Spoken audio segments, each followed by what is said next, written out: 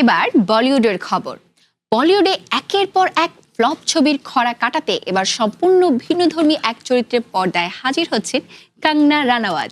সত্য ঘটনা অবলম্বনে নির্মিত তার আগামী ছবি ভারত ভাগ্য বিধাতায় এক সাহসী নার্সের ভূমিকায় দেখা যাবে এই অভিনেত্রীকে, যার প্রথম লুকের মোশন পোস্টারটি বৃহস্পতিবার প্রকাশ্যে এসেছে।